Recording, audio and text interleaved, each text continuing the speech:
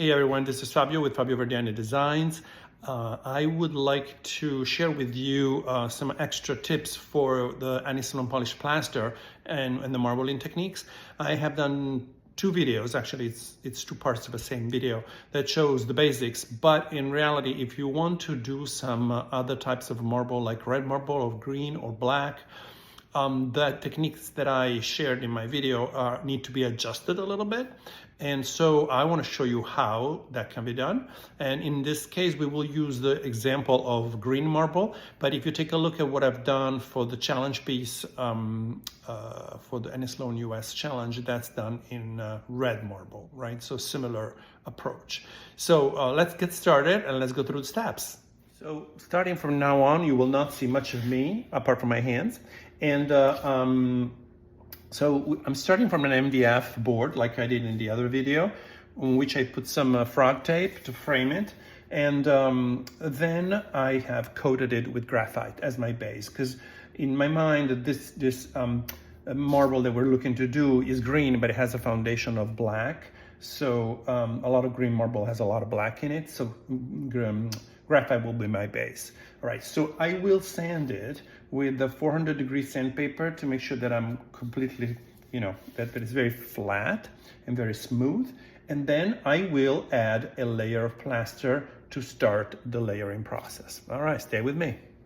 All right, so this is my surface primed. And now I'm gonna go ahead and add a layer of plaster. But the difference from the other video is that we're not gonna use plaster on its own, but we're gonna use a colored plaster. Here it is. And I mixed the plaster with Athenia black. First I started with graphite, but then I realized the graphite was a little too light for me because the plaster lightens up the color of the paint a little bit. And so I wanted really a very dark black. And so I use Athenia black. Obviously, I still get a gray, but it's a darker gray than I would if I were using graphite. Okay, so now I'm gonna go ahead, put it on my trowel. I'm making sure that you guys can see what I'm doing, that my camera is in the right angle. Okay. And then I'm going to create my primed surface. As you can see, I didn't mix thoroughly, so I have some stripes that are blacker than other. It doesn't really matter because we are going to use this as a base, and also if there is some layering, it's not the end of the world, right? So I hope you can see what I'm doing. I'm just layering it on top. I, as a preference, tend to go in circles whenever possible, but it's a rectangular piece of MDF, so there's so much circle that I can do. Some extra.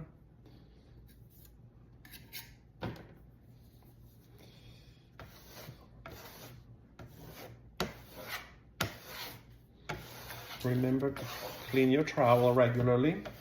I had at the beginning, but I'll probably have to do it again soon.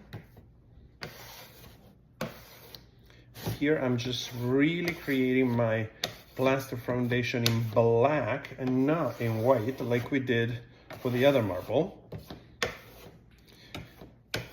because we want to have a greenish blackish marble, so we don't want to have too much white. And the little stripes that we will add will be in a light tone of green, most likely Colaba green.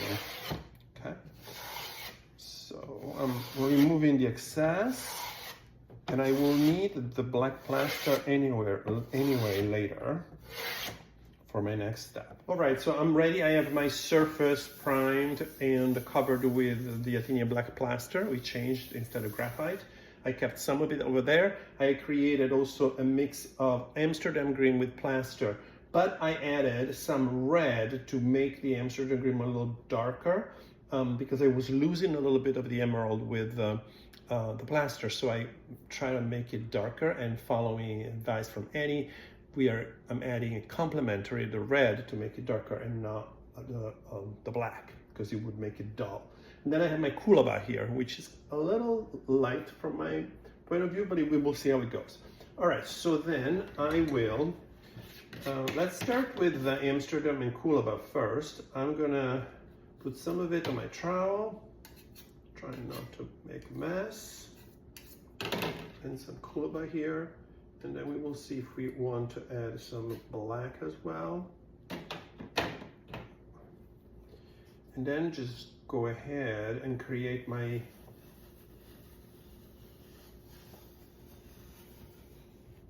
effect.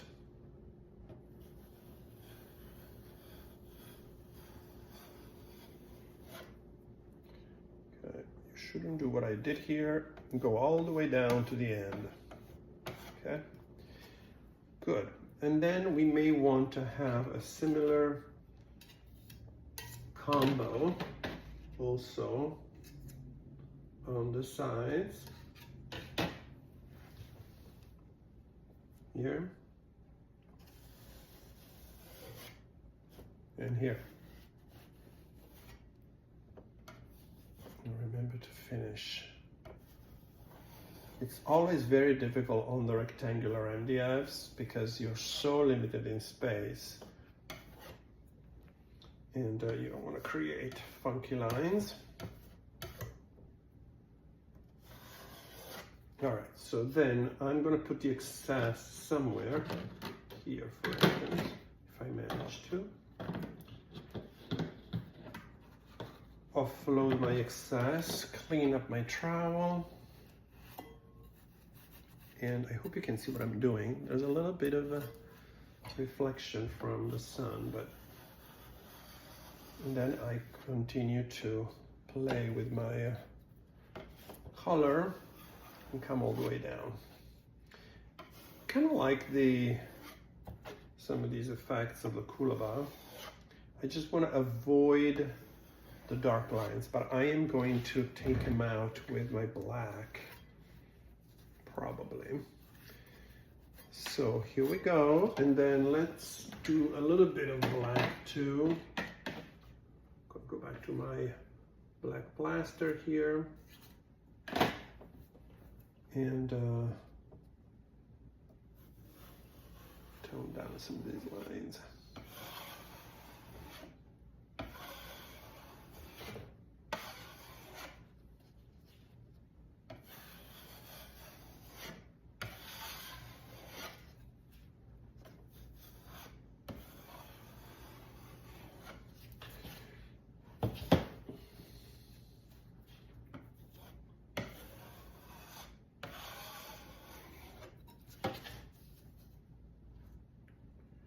I think we lost a little bit too much of the green now. It's a balance that we need to create. So maybe we want to bring some back. The Kulabasa should be really there just to give it a spin, because I want to use it mostly on the small lines rather than on the large lines.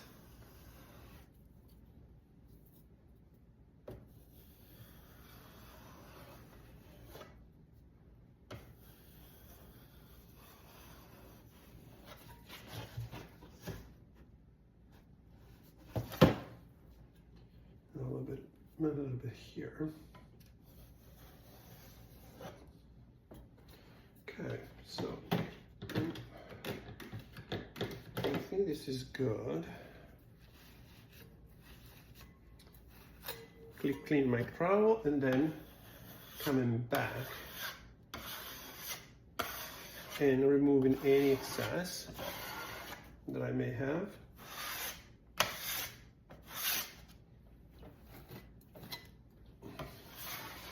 Now, still not what we want, but it's getting there. Can you see it? Now it's a matter of creating the smaller lines and giving it some more. So from now on, I'm going to be working on fine-tuning the surface. So the first thing I'm doing here is that I am using the palette knife to fine tune the areas where I didn't go as I was planning, or where I am not particularly happy in terms of what I managed to do in the large lines. And so I'm going to use the palette knife to take some extra Amsterdam green, for instance, and put it in some locations where there's not enough.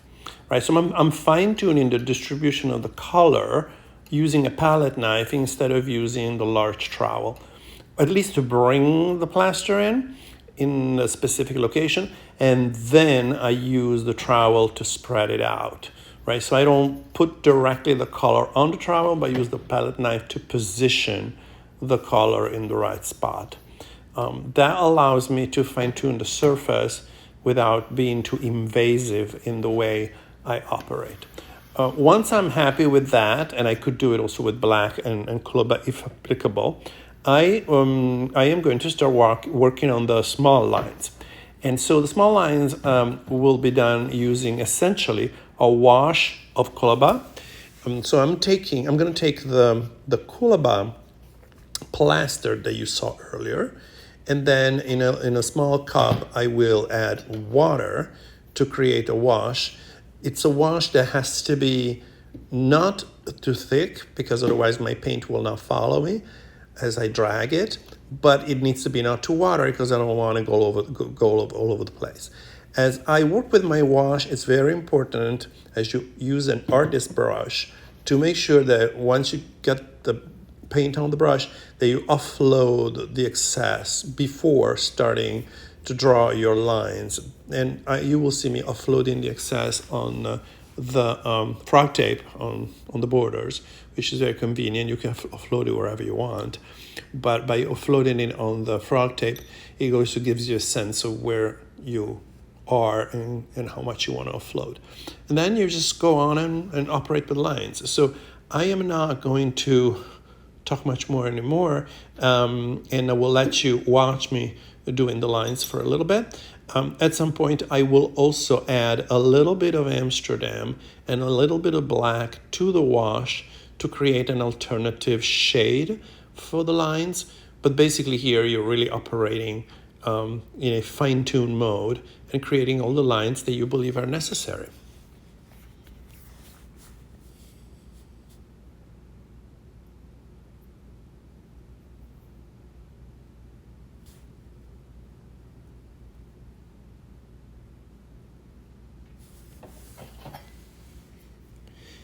There are instances where I do put too much paint and I don't offload enough. Then either I can brush it off with my rag, or even better, if I can, I would use my trowel to disperse it. It's also a good technique.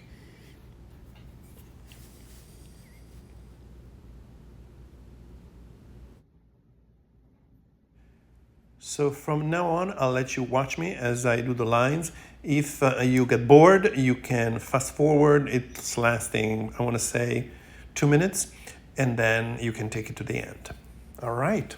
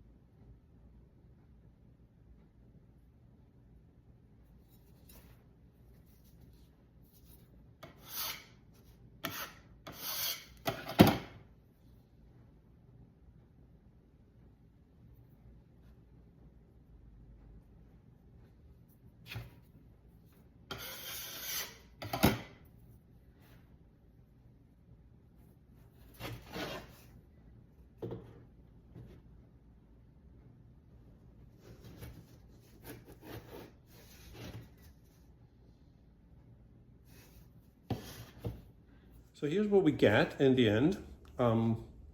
We could continue to add a couple more lines. I have added also some lines. I added some Amsterdam and some gray to my Coolabah in my wash to create some lines that are also slightly different. And then I think we are in a good place.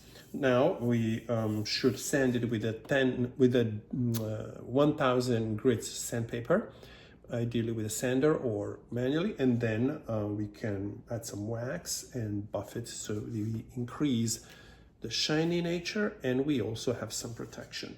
I hope that was helpful. Now, if you want to do the same thing with red or with pink marble, the principle is the same, is that you need a foundation that is in line with the colors that you're looking to achieve. And obviously, as you add the colors to your plaster, you need to play a little bit with them so that they don't get toned down by the plaster, and potentially add some other colors to enrich them a little bit. All right, hope it was helpful. Bye.